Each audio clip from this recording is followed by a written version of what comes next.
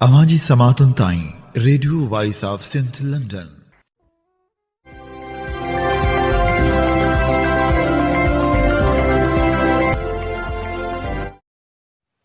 अभी ॿुधी रहिया आहियो radio voice of Sindh London. अवां जी ख़िदमत में प्रोग्राम पेश कजे थो ख़बरुनि जी दुनिया।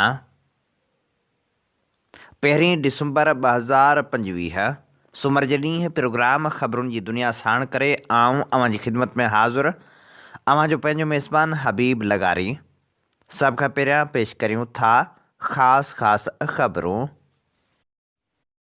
सिंधियन नेशनल कांग्रेस जो 4 ॾींहंनि वारो सिंध बचायो मार्च पुॼाणी ते पहुतो। जदोजहद जारी रखण जो ऐलान। साना पारां इंटरनेशनल सिंधी डायस्पोरा कॉन्फ्रेंस जो ऐलान। बाडा खे तालके जो दर्जो ॾियो। शहरियुनि जी रैली। ज़मनी चूंडनि जे नतीजनि ते ख़दशा। ॻणती जोॻो घटि टर्न आउट रहियो। फाफन पारां रिपोर्ट जारी। बलूचिस्तान धमाकनि सां गूंजी उथियो।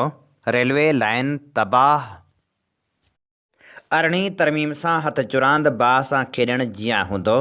आइनी अदालत पीपी जी वॾी कामयाबी आहे। अदलिया खे इजाज़त न ॾींदासीं त फ़ैसिलो करे कहिड़ियूं तरमीमूं थी सघनि थियूं ऐं कहिड़ियूं न। बिलावल भुट्टो ज़रदारी जो योम तासीस खे ख़िताब। थारकोल मुतासिर ॻोठाणनि जो मसइले जे हल लाइ जदोजहद जारी रखण जो वचन। गनी अमान ऐं सरमद मीराणी जी ज़मानत ख़िलाफ़ अदालत में दरख़्वास्त दाख़िल। सामूंडी वीरनि में चाढ़ ऐं पाणी खोट सिंध लाइ ख़तरनाक करार। हाणे पेश करियूं था तफ़सीली ख़बरूं। सिंधियन नेशनल कांग्रेस मर्कज़ जे तरफ़ां चीफ ऑर्गेनाइज़र मोहब आज़ाद, डिप्टी चीफ ऑर्गेनाइज़र सारिक जोयो, ऑर्गेनाइज़र सोणी जोयो, ऑर्गेनाइज़र मोहम्मद हसन सोलंकी ऐं सिंधियन नेशनल कांग्रेस स्टूडेंट्स फेडरेशन जे डिप्टी चीफ ऑर्गेनाइज़र अदील लगारी जी अॻवानी में सिंध बचायो मार्च जो काफ़िलो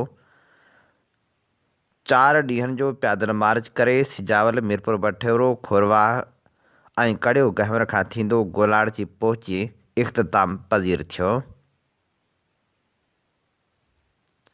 खोरवाह में जस्कम आरिसर जे मरकज़ी कल्चरल सेक्रेटरी आसिफ निज़ामाणी, जस्कम नारी तहरीक जी अॻवान किरण निज़ामाणी समेत जस्कम आरिसर जे ॿियनि अॻवाननि पैदल काफ़िले ते गुल निछावर कया ऐं इस्तक़बाल कयो।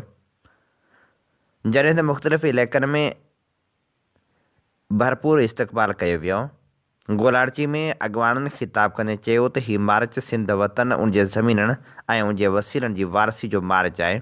असां हिन मार्च वसीले इहो पैगाम खणी आया आहियूं त असांजी धरती खे कॉर्पोरेट फार्मिंग जे नाले ते असांजे पेरनि हेठां खिसकायो पियो वञे। असांजा वसीला असांखां खसिया पिया वञनि। सिंधु ते कब्ज़ो कयो पियो वञे। सिंध जे माण्हुनि खे मनशा जे ज़रिए नसलकशी जो निशानो बणायो पियो वञे। तंहिं करे असांजो मौक़िफ़ आहे त अचो सियासी तनज़ीमनि जो हिसो बणिजी गॾिजी पुरमन सियासी जदोजहद करियूं। हिन मार्च में तनज़ीमी साथियुनि सां गॾु ज़िंदगी जे मुख़्तलिफ़ शोबनि सां वास्तो रखंदड़ क़ौमी कारकुननि वॾे अंग में शिरकत कई। उन मौक़े ते मोहब आज़ाद लगारी, सारंग जोयो, सोहणी जोयो ऐं ॿियनि अॻवाननि ख़िताब कंदे चयो त जो कयो आहे सिर्फ़ु हिकिड़ो ई मैसेज ऐं मक़सदु आहे जो त जेका डेल्टा जी तबाही थिए पई, जंहिंमें खारो चांद पूरो तइलको तबाह थी वियो आहे, जंहिंमें काफ़ी सारी मिठियूं पाणी जूं डंडूं थोरे ॿियूं जेके आम जेके डंडूं उहे जेके समुंड गिरकायो आहे। लखे एकड़ ज़मीन जेका आहे उहा समुंड पाईंदो पियो वञे छॾियो आहे। इन जे करे ही ज़मीन असांजी तबाह पई थिए, रिसोर्स असांजी समुंड तबाह पियो थिए, असांजी ज़मीनूं गिरकाईंदो पियो वञे। उन सां गॾोगॾु ही कारपोरेट फार्मिंग जे नाले ते जेके ज़मीननि ते वाधार पिया कनि, मुख़्तलिफ़ मनसूबा था आणनि, इहा असां सम्झूं था सिधी सही असां नाजाइज़ी आहे। बहरिया टाउन DHA खां वेंदे हीअ असां सम्झूं था त ईअं आहे जीअं फ़लस्तीन जे अंदरि हिकिड़ो इसराइल ठाहियो वियो ऐं असां धरती धड़नि खे अक़लियत में तब्दील था करणु चाहियूं। इंडियन नेशनल कांग्रेस मर्कज़ पारां जेको 27 नवंबर खां सुजावल खां बठोरो, बठोरे खां खोरवा ऐं खोरवे खां कड़ियो घवर खां थींदो गोलाड़ची 4 ॾींहंनि जो ही पैदल जेको मार्च आहे, उहो बुनियादी तौर ते 6 अहम एजेंडाउनि ते पैदल मार्च हो, जंहिंमें सभ खां पहिरीं असांजी एजेंडा हुई कारपोरेट फार्मिंग। कारपोरेट फार्मिंग जे नाले ते फौजी इस्टेब्लिशमेंट ऐं मल्टीनेशनल कंपनियुनि पारां जेको सिंध जी लखे एकड़ ज़मीनुनि ते जेको कब्ज़ो कयो पियो वञे, उन जे ख़िलाफ़, उन जे ख़ात्मे जे लाइ, उन खां पोइ जबरी गुमशुदगियुनि जे नाले में सिंध जे सियासी कारकुननि ऐं क़ौमी कारकुननि जे आवाज़ खे जेको दॿायो पियो वञे या उन्हनि जे मथां जेके कूड़ा केस हयां पिया वञनि, उन्हनि जे ख़ात्मे जे लाइ ऐं खंबे गुम कयल क़ौमी कारकुननि जी आज़ादी जो नुक़्तो। टियों जेको अहम नुक़्तो आहे उहो 27वीं तरमीम जे नाले ते जेको सिंध जे वसीलनि खे हड़प करण जी जेका साज़िश आहे, उन जे ख़ात्मे। चौथों जेको अहम नुक़्तो आहे उहो आहे माहौलियाती तबाही।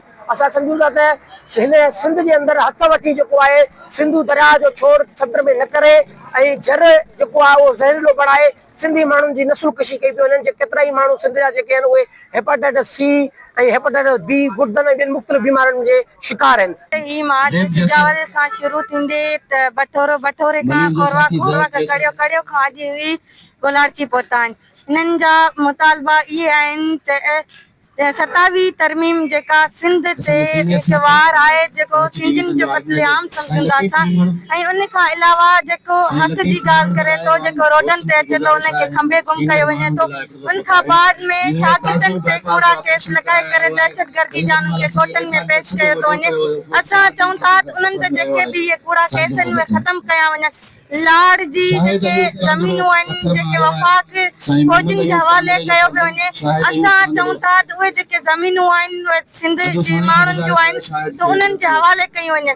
ऐं ॿियो सभ खां अहम मसइलो इहो आहे त जबरी गुमशुदगियूं जेके हक़ जी ॻाल्हि करे त उनखे खंबे गुम कयो था वञनि, करे था छॾनि। असां चऊं था त अगरि उन्हनि जो को गुनाह आहे, कुझु आहे त उन्हनि खे ज़ाहिर कयो था कोर्टनि में। कोर्टूं बि तव्हांजूं आहिनि, जॾहिं कोर्टनि में को फ़ैसिलो थिए थो आज़ादु थियण जो, त तव्हां उन्हनि खे मञण लाइ तयारु न आहियो। साना पारां पहिरीं international Sindhi diaspora conference London में मुनक़िद करण जो ऐलान कयो वियो आहे। Sindhi association of north America पारां पहिरीं बैन अवी सिंधी डायस्पोरा कॉन्फ्रेंस 25 अप्रैल 2026 ते लंडन में मुनक़िद कई वेंदी। कॉन्फ्रेंस जो उनवान आहे सरहदनि खां आजी सिंध, सिंधु खां जग जहान ताईं। हिन तारीख़ी कॉन्फ्रेंस में दुनिया जे 20 खां वधीक मुल्कनि मां 40 खां वधीक सिंधी कम्यूनिटी तनज़ीमुनि खे हिक ई छत हेठि गॾु थियण जी कोठ ॾिनी पई वञे, जंहिंजो मक़सदु दुनिया में रहंदड़ सिंधियुनि लाइ सभ खां वॾो गॾियल प्लेटफार्म मुहैया करणु आहे। तक़रीब में आलमी सतह ते सिंधियुनि खे दरपेश चैलेंजनि, मौक़नि ऐं गॾियल मुस्तक़बिल बाबति वीचार वंडण ते बहस कयो वेंदो। उन सां गॾु परॾेही सिंधियुनि जे उन अहम किरदार ते रोशनी विधी वेंदी त हूअ सिंध जी तरक़ी, ख़ुशहाली ऐं मुस्तक़बिल जे इस्तेहकाम में कीअं वधीक मुअसर हिसो वठी सघनि था। Sindhi association of north America दुनिया जी कुंड कुड़िछ में रहंदड़ सिंधी तनज़ीमुनि खे कोठ थी ॾिए त अचो त गॾिजूं। अवां जी मौजूदगी न रुॻो गॾियल आवाज़ खे मज़बूत बणाईंदी, पर गॾियल सुञाणप, सक़ाफ़त, विरसे ऐं मुस्तक़बिल जे गॾियल ख़्वाबनि खे बि हथी ॾींदी। प्रोग्राम लाइ 6 रुकनी कमेटी तश्कील ॾिनी वई आहे, जंहिंमें डॉक्टर मक़बूल हालेपोटो, असद शेख, ज़ुल्फ़कार ख़्वाजा, डॉक्टर हैदर लाशारी, आकाश, केवल रामाणी ऐं हबीब मेमण शामिल आहिनि। CTD हिकु भेरो ॿीहर शागिर्द अॻवान गनी अमान ऐं सरमद मीराणी जी गिरफ़्तारी लाइ सरगर्म थी वियो आहे। गनी अमान ऐं सरमद मीराणी जी ज़मानत रद्द कराइण लाइ CTD पारां अदालत में दरख़्वास्त दाख़िल कराई वई आहे, जंहिंजी ॿुधणी अॼु दहशतगर्दीअ जे अंत वारी अदालत में थींदी। ज़मनी चूंडनि जे नतीजनि ते ख़दशा, ॻणती जोॻो घटि टर्न आउट रहियो, फाफन पारां रिपोर्ट जारी। ज़मनी चूंडनि बाबति फाफन रिपोर्ट जारी करे छॾी आहे। जारी कयल रिपोर्ट में चयो वियो आहे त ज़मनी चूंडूं मजमूई तौरु मुनासिब तरीक़े सां मुनज़म थियूं। चूंड मुहिम जे पाबंदियुनि जी लगातार भञकड़ी साम्हूं आई। नतीजनि जी शफ़ाफ़ियत में खोट ऐं परेशान कंदड़ हद ताईं घटि वोटर टर्नआउट रिकॉर्ड थियो। चूंड मुहिम जे पाबंदियुनि ते कमज़ोर अमलदारी हिकु मुस्तक़िल मसइलो रही। रिपोर्ट मूजिबि फाफन जे 238 मुशाहिदे वारनि पोलिंग स्टेशननि जे वेझो घटि में घटि 462 सियासी जमायतुनि जा कैंप लॻल मिलिया। 184 मुशाहिदे वारनि पोलिंग स्टेशननि ते वोटरनि खे ट्रांसपोर्ट फ़राहम कई पई वई। 98% मुशाहिदे वारनि पोलिंग बूथनि में बैलेट बॉक्स जा सभु 4 घुर्बल सील सही हालत में मौजूदु हुआ। 96% बूथ में सिक्रेसी स्क्रीनूं सही नमूने नस्ब थियल हुयूं। मुबसरनि बूथ ते पोलिंग खे मुनज़म पुरअमन करार ॾिनो। असिस्टेंट प्रिज़ाइडिंग ऑफिसरनि बैलेट पेपर जारी करण जो सही तरीक़ो इख़्तियार कयो। रिपोर्ट मूजिबि 29% मुशाहिदे वारनि बूथनि ते प्रिज़ाइडिंग ऑफिसरनि अॻुवाट बैलेट पेपरनि ते सहियूं कयूं हुयूं। 28% बूथनि ते बैलेट पेपर अॻुवाट मुहर थियल हुआ। हीउ अमल गैर क़ानूनी त नाहे, पर बैलेट जे ग़लति इस्तेमाल जा ख़दशा वधाए सघे थो। 6 मुशाहिदे वारनि पोलिंग स्टेशननि ते प्रिज़ाइडिंग ऑफिसरनि पोलिंग एजेंटनि खे फार्म 45 फ़राहम न कयो। 19% पोलिंग स्टेशननि ते फार्म 45 ॿाहिरां बि न लॻायो वियो। 19% स्टेशननि ते फार्म 46 पोलिंग एजेंटनि खे न ॾिनो वियो। 43% मुशाहिदे वारनि पोलिंग स्टेशननि ते प्रिज़ाइडिंग ऑफिसरनि पोलिंग एजेंटनि खां फार्म ते सहियूं न करायूं। फाफिन जी रिपोर्ट मूजिबि मजमूई टर्नआउट मर्द ऐं औरतनि ॿिन्ही लाइ सिर्फ़ 23% रहियो। सिर्फ़ हिकु तक अहिड़ो हो जिते टर्नआउट 50% खां मथे रिकॉर्ड थियो। रिपोर्ट मूजिबि 97% पोलिंग एजेंटनि पोलिंग जे अमल ते इत्मीनान जो इज़हार कयो। ॻणप मुकमिल थियण खां पोइ इंटरव्यू कयल सभु 137 पोलिंग एजेंटनि ॻणप वारे अमल ते मुकमिल इत्मीनान जो इज़हार कयो। जॾहिं त ॿिए पासे फाफन पारां 27 आइनी तरमीम बाबति क़ौमी असेंबली जे इजलास ते पिणु रिपोर्ट जारी कई वई आहे। रिपोर्ट में चयो वियो आहे त क़ौमी असेंबली जे 21हें इजलास दौरान 7 क़ानून जी मंज़ूरी ॾिनी वई हुई।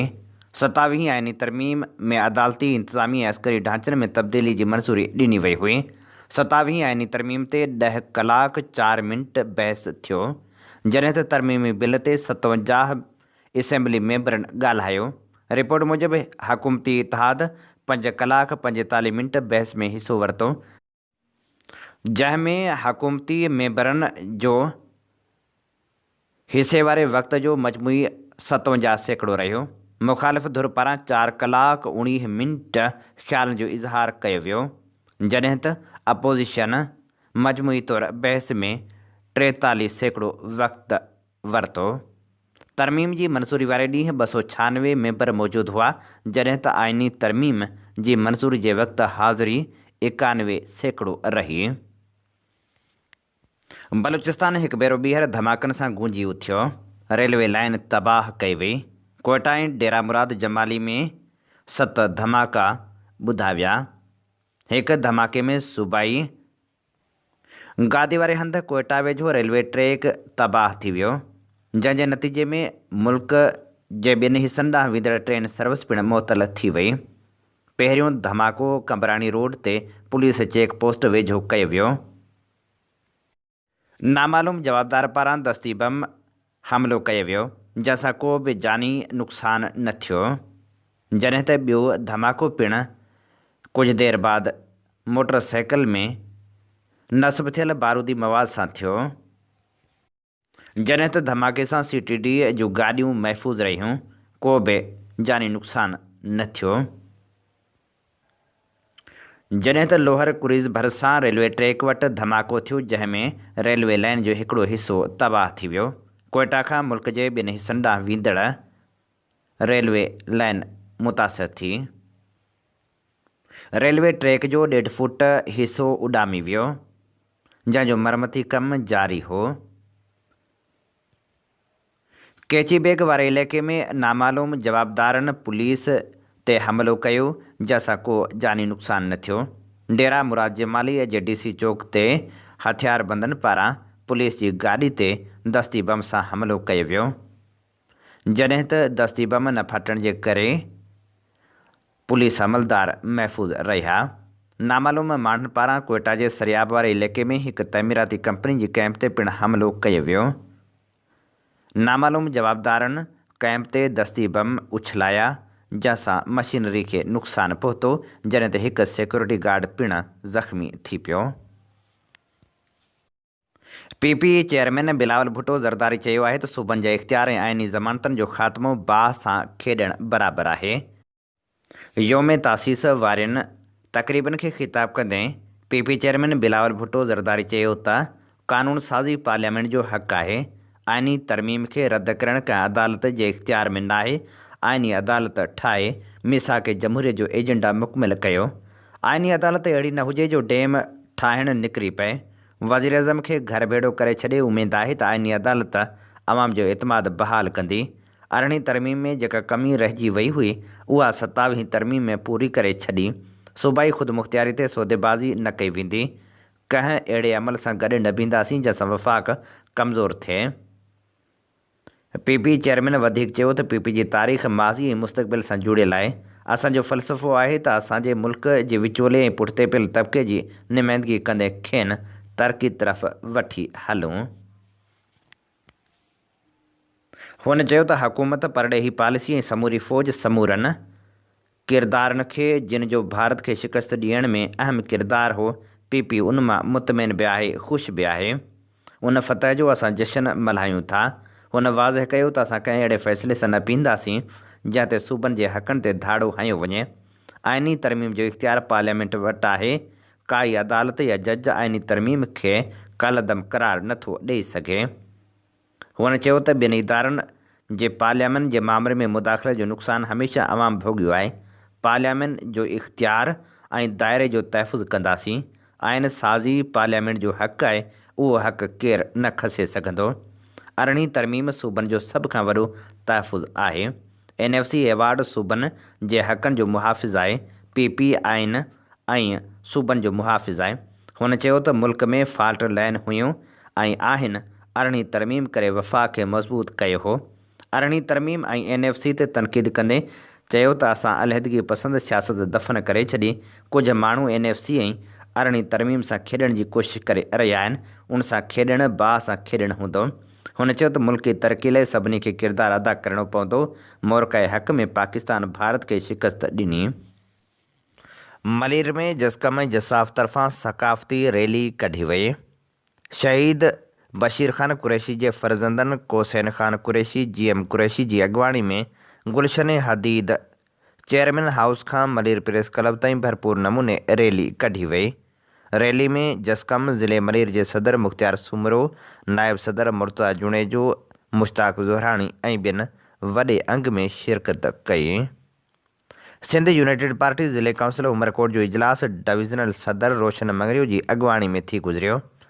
सभिनी मेंबरनि जे इतफ़ाक़ राय सां ज़िले बाडी जी चूंड कई वई, जंहिंमें सदर इम्तियाज़ कोंबर, सीनियर नायब सदर महर अली समो, नायब सदर राजा दसरत, जनरल सेक्रेटरी सना सांद, डिप्टी सेक्रेटरी हाजी आचार मरी ऐं ॿिया चूंडिया विया।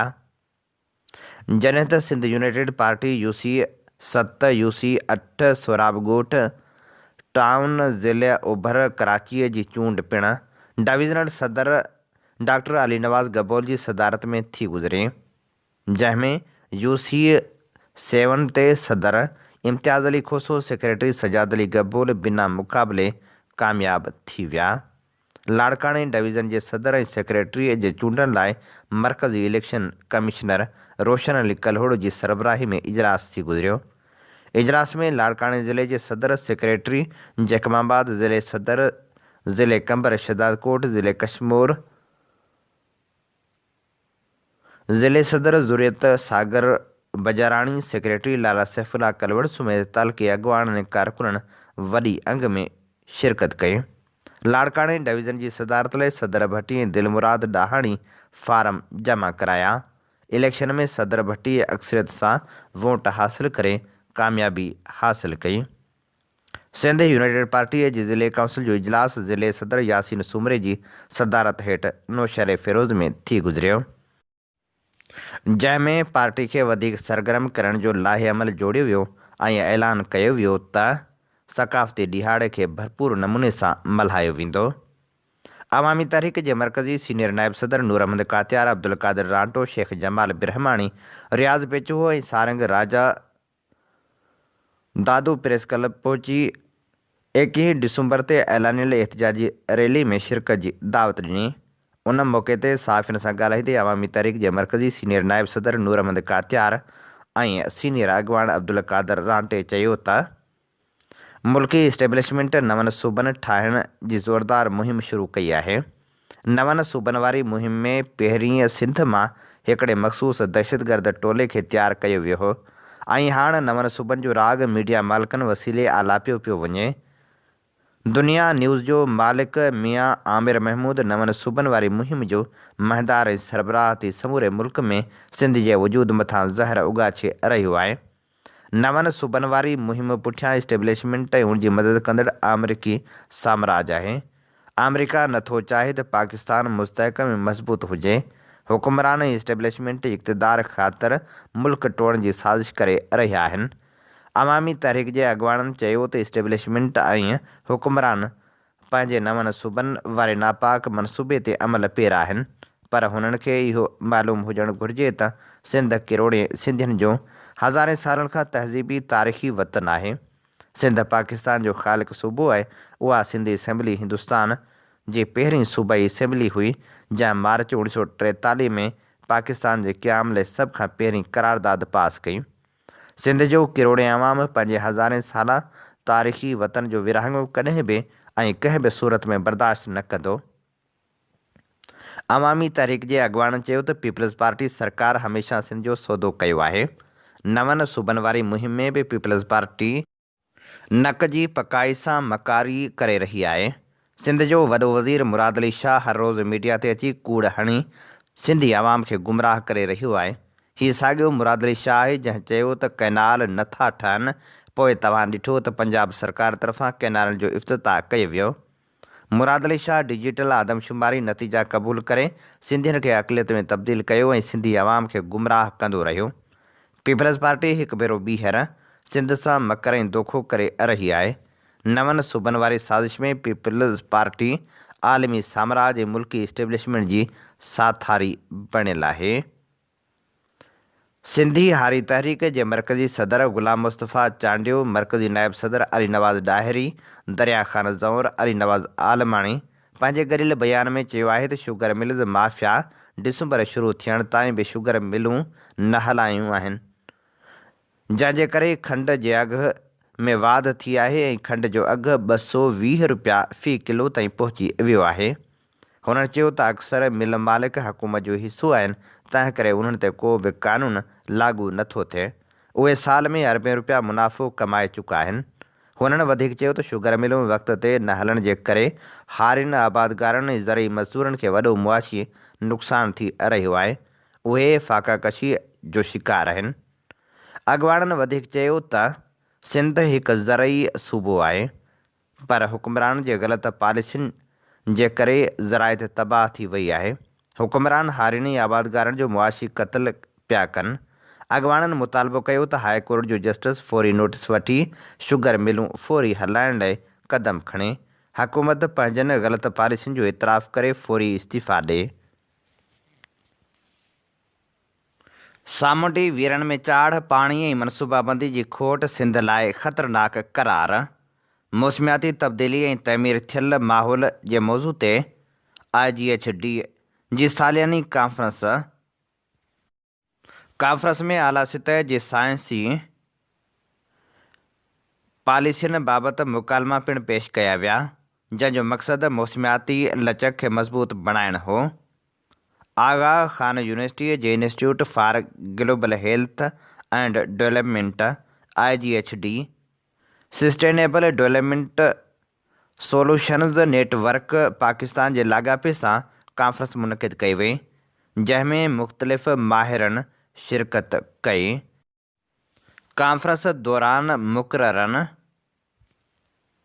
कराची जी सामुंडी पटी ते वधंदड़ समुंड जी सतह, सिंध में मौसमियाती लचक रखंदड़ रिहायशी नमूननि, मक़ामी डिज़ाइन हल, गर्मी समूह ॾींदड़ सिहत जे निज़ाम ऐं कमज़ोर आबादियुनि लाइ डेटा ते ॿधल मुवाफ़िक़ी हिकमत अमलियुनि ते नई तहक़ीक़ पेश कई।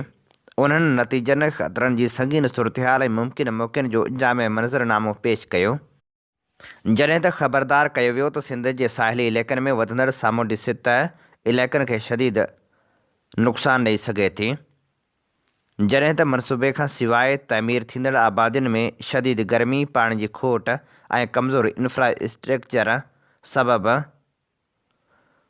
माण्हुनि जूं ज़िंदगियूं बि दाव ते लॻी सघनि थियूं। उनखां सवाइ सिहत जे निज़ाम ते वधंदड़ दबाव खे बि उजागर कयो वियो। मौसमियाती तब्दीली सां लाॻापियल बीमारियुनि में वाध थी रही आहे, जॾहिं त उन मौक़े ते चयो वियो त अहिड़ा घर अहिड़ी डिज़ाइन में तमीर करणा पवंदा जेके ज़िलज़िलनि ऐं गर्मी खे मुंहुं ॾेई सघनि। मटियारी ऐं सिंध जे ॿिनि इलाइक़नि में आज़माइशी बुनियादनि ते अहिड़ियूं डिज़ाइन वारियूं जायूं ठाहिण जा तजुर्बा पिणु कया वेंदा।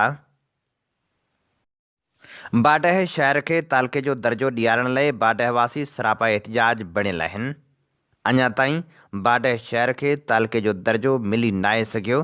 काल्ह बि बाडह तालका मूवमेंट पारां बाडह खे तालके जो दर्जो ॾियारण लाइ एहतजाज कयो वियो। उन मौक़े ते अॻवाननि नारा हंया त वक़्त जो हाकिम मजबूर थींदो, बाडह तालको ज़रूरु थींदो। एहतजाजी रैली कढी एहतजाजी मुज़ाहिरो कयो वियो।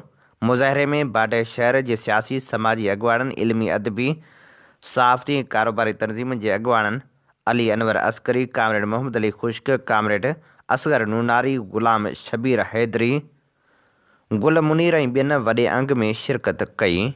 बाडह खे तालके जो दर्जो ॾियारण लाइ ज़ोरदार नारेबाज़ी पिणु कई वई। उन मौक़े ते ख़िताब कंदे अॻवाननि चयो त असां बाडहवासी सम्झूं था त बाडह जी तरक़ी ऐं ख़ुशहाली बाडह खे तालके जो दर्जो मिलण सां मनसूब थियल आहे। उन करे असां गुज़िरियल 7 सालनि खां गर्मी, सर्दी, तूफ़ान ऐं बारिशुनि समेत कोरोना वबा जहिड़नि ॾींहंनि में बि सरापा एहतजाज बणियल रहियासीं, पर सिंध सरकार असांजे आवाज़ खे ॿुधो अणॿुधो करे छॾियो आहे। हुननि peoples party chairman Bilawal Bhutto Zardari, वज़ीर आला सिंध सैयद मुराद अली शाह ऐं ॿियनि अॻवाननि खां मुतालबो कयो त बिना देर जे बाडह खे तालके जो दर्जो ॾेई शहरनि में फैलियल बेचैनी ख़तमु कई वञे।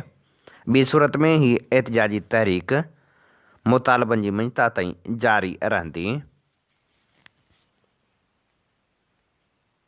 टंडे मोहम्मद ख़ान जे बुल्ली शाह करीम वेझो मुलाकातियार जे पखियुनि वारे शिकार जी ढंढ ते 45 वरहनि जे ॻोठाणे हुसैन मलाह खे बेदर्दी सां क़तल करे लाश उछलाइण वारे अमल ख़िलाफ़ एहतजाज जो सिलसिलो बि जारी रखियो वियो, जॾहिं त FIR पिणु राति देर सां दाख़िल कई वई, जंहिंमें क़तल थियल हुसैन मलाह जे पीरसन वालिद जुमे मलाह जी फ़रियाद ते 3 जवाबदारनि नाज़िम मलाह, हबीब जमारी ऐं गुली जमारी खे नामज़द कयो वियो आहे।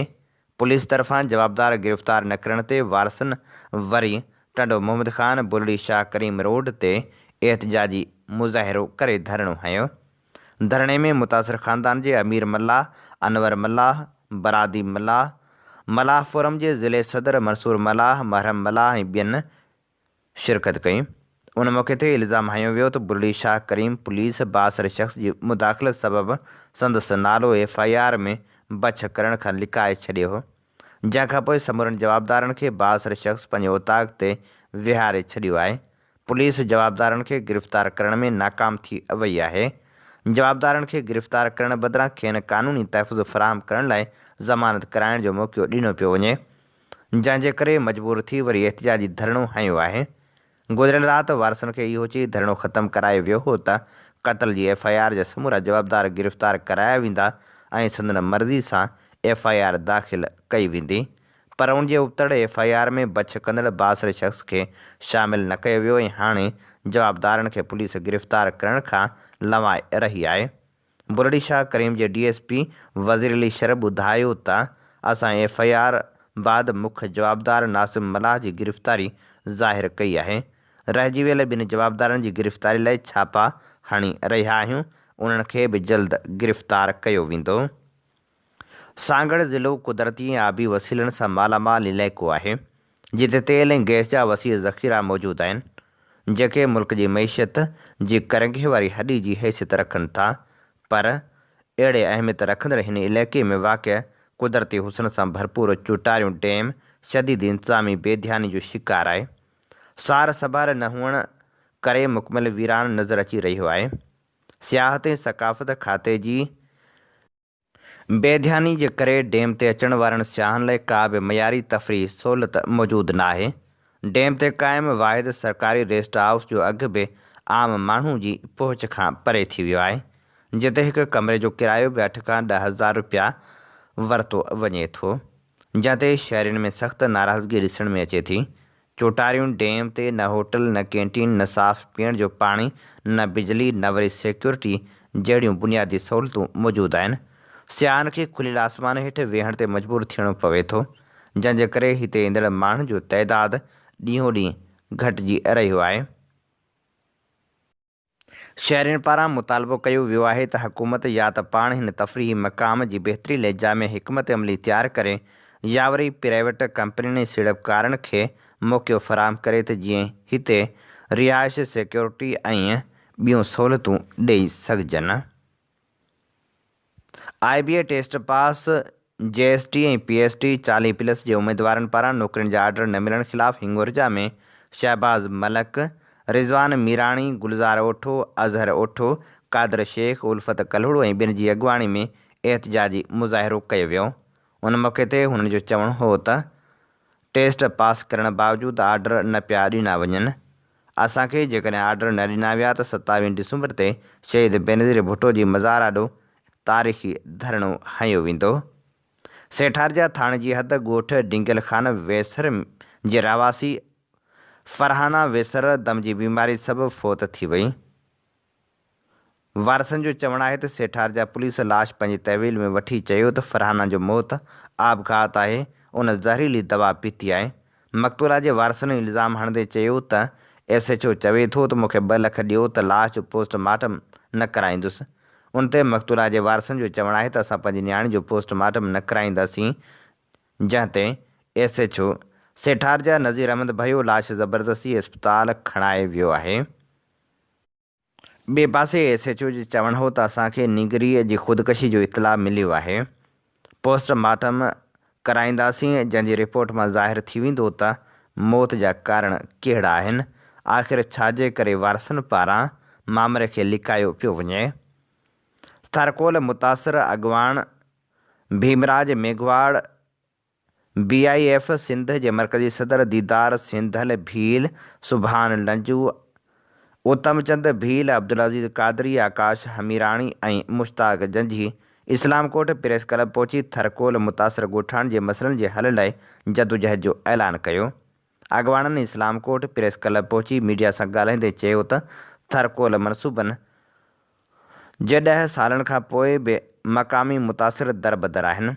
तरक़ी जे नाले ते कंपनियुनि खे ज़मीन, माहौल, पाणी ऐं माण्हुनि जी ज़िंदगी जी फेलाड़ जो सर्टिफिकेट जारी कयो वियो आहे, जंहिं सबबि मक़ामी मुतासिर दरबदर आहिनि। चूंडियल नुमाइंदनि तोड़े सुञाण हल्कनि जी ख़ामोशी सबबि मज़दूरनि खे रोज़ नेकाली ॾिनी पई वञे, कोयले खे विकिरो करण लाइ रेलवे विछाई पई वञे, पर मक़ामी मुतासिरनि लाइ वाज़े ऐं यकसां पॉलिसी न हुअण करे केतिरनि ई ॻोठनि जो मुस्तक़बिल ख़तरे हेठि आहे। हुननि चयो त सॼे थरकोल मनसूबे में मुतासिरनि लाइ हिकु जहिड़ी ऐं वाज़े पॉलिसी हुजणु घुरिजे। मुतासिरनि जे ज़मीननि जी रॉयल्टी ॾिनी वञे। कंपनियुनि पारां पंहिंजा नवाज़ पॉलिसी ऐं ॻोठाण सां बीठो मयार हुजणु करे मक़ामी मुतासिर कंपनियुनि ते एतमाद वञाए वेठा आहिनि। हुननि चयो त माहौलियाती तहफ़ुज़ जो इदारो कंपनियुनि जी मिली भगत सां माहौलियाती तबाहियुनि ते कन लाटार करे रहियो आहे। अॻवाननि थर जे नाले ते ठहियल तनज़ीमनि ऐं फ़ोरमनि ते तनक़ीद कंदे चयो त ज़मीनी, माहौलियाती ऐं सक़ाफ़ती भेलाड़ कंदड़ कारपोरेट ऐं सरमाएदार कंपनियुनि जे जुर्म ते अहिड़ियुनि तनज़ीमनि जी ड्रामाई मज़ाहिमत पधरी थी चुकी आहे। उहे फ़ोरम बज़ाहिर अवामी समाजी चोगो पाए मक़ामी मुतासिरनि जे आवाज़ खे दॿाए रहिया आहिनि। हुननि चयो त अहिड़नि फ़ोरमनि जे मक़ामी मुतासिरनि सां का बि हमदर्दी नाहे। हुननि प्रेस क्लब तोड़े इस्लामकोट जे सहाफ़ियुनि जे किरदार खे साराईंदे चयो त इस्लामकोट जा सहाफ़ी बिना लोभ लालच ऐं ख़ौफ़ जे मुतासिरनि जे मसइलनि खे दलेरी सां आला ऐवान ताईं पहुचाए रहिया आहिनि। कंबर शहदादकोट ज़िले में साड़ियुनि जी कटौती जे मामले ते हलंदड़ छिकताण ख़तम थी वई आहे। डिप्टी कमिश्नर ऑफिस जे दरबार हाल में हारियुनि, आबादगार अॻवाननि ऐं राइस मिल्स यूनियन जे अॻवाननि जी गॾिजाणी कोठाई वई।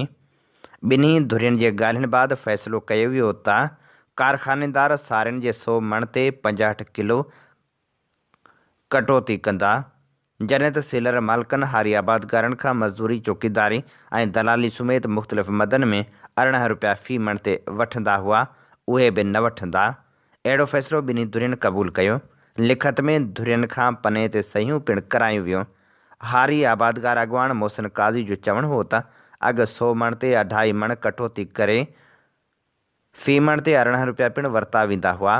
हींअर सेलर मालिक पैसा बि न वठंदा, जॾहिं त अघु 100 मण ते 100 किलो कटौती कंदा हुआ, हाणे 100 मण ते 65 किलो कटौती कंदा, जंहिंसां हारी आबादगार खे कुझु फ़ाइदो पवंदो। अहिड़ो फ़ैसिलो क़बूल कयो आहे। सीलर यूनियन अॻवान आसिफ़ लगारी जो चवणु हो त फ़ैसिलो क़बूल आहे। समूरनि सेलर वारनि खे उन जो पाबंद बणाए अहिड़े फ़ैसिले ते अमल करायो वेंदो। टंडे आदम भरिसां मशाइख़ होती शाह खे घारो पइजी वियो, जंहिंजे करे फ़सल पाणी हेठि अची विया। ॻोठ गफ़ूर शाह वटां 15 फुट घारे पवण सबबि फ़सल पाणी हेठि अची विया। आबादगारनि जो चवणु हो त कमंद, केले, बसर, कणक ऐं ॿिया फ़सल पाणी हेठि अची विया आहिनि। कपर कमज़ोर आहिनि। पाणी वधीक छॾण सबबि ओवरटाप थियण जे करे घारो लॻो। आपाशी अमलदारनि जी नाअहली सबबि लखें रुपयनि जो नुक़सानु थियो आहे। नोटिस वठी आपाशी अमलदारनि ख़िलाफ़ कार्रवाई कई वञे ऐं नुक़सान जो अज़ालो कयो वञे। सिंध में सक़ाफ़ती ॾिहाड़ जे सिलसिले में सकरन में जसकम नारी तहरीक पारां औरतुनि जो सक़ाफ़ती फेस्टिवल मुनक़िद कयो वियो, जंहिंमें वॾे अंग में सकरन शहर जे शागिर्दियाणियुनि ऐं औरतुनि शिरकत कई। उन मौक़े ते फेस्टिवल ऐं इस्लाही टेबलोज़, तक़रीरूं ऐं क़ौमी गीत ॻाया विया। सिंधी ड्रेसनि जे स्टालनि समेत खाधे पीते जा स्टाल पिणु सजाया विया, जॾहिं त मुख़्तलिफ़ क़ौमी अॻवाननि जूं पेंटिंग ऐं किताब पिणु रखिया विया। कोंबरनि पारां मिटी जा थांव पिणु ठाहिया विया। फेस्टिवल में शिरकत कंदड़ औरतुनि पारां सक़ाफ़ती वेस पाए फेस्टिवल में शिरकत कई वई। हर तरफ़ सक़ाफ़त जा रंग निरवार नज़र आया। फेस्टिवल जो इफ़्तिताह जसकम नारी तहरीक जे सदर नायाब सरकश सिंधी ऐं ॿियनि औरतुनि कयो। उन मौक़े ते नायाब सरकश ॻाल्हाईंदे चयो त अॼु सिंध सां वेसाघाती थी रही आहे। जेकॾहिं सिंध जे औरतुनि खे उन वेसाघाती खे रोकण लाइ ॿाहिरि निकिरणो पवंदो त तारीख़ शाहिद आहे त औरतुनि हमेशह तहरीक वसीले इनक़लाब आंदो आहे। सिंध जूं औरतूं पंहिंजे हक़नि लाइ ॿाहिरि निकिरनि। सिंध वतन सां जंहिं बि गद्दारी कई उन ते हमेशह लानत वसे थी। अॼु बि हुसैनियत ज़िंदा आहे। जसकम अॻवान मसूद शाह चयो त अॼु जे फेस्टिवल जो मक़सदु जेके सिंध जे ॿाहिराड़ी में वेठल औरतूं सिंधी हुनर जो कमु करे रहियूं आहिनि, अॼु उन्हनि खे घुराए उन्हनि जो पाण में राब्तो कराइणो आहे। मिसिज़ मोरडियो मीरबहर चयो त सिंध जे औरतुनि खे पंहिंजे हक़नि लाइ सुजाॻी आणणी पवंदी ऐं अॻिते अचिणो पवंदो। हीअ असीं अव्हांजी ख़िदमत में पेश करे रहिया हुआसीं ख़बरूं। इन ते ई प्रोग्राम ख़बरुनि जी दुनिया जो वक़्तु पुॼाणी ते पहुचे थो। पंहिंजे मेज़बान हबीब लगारी खे ॾींदा इजाज़त। जेॾहिं पेर तेॾहिं ख़ैरु। अवांजी समातुनि ताईं radio voice of Sindh London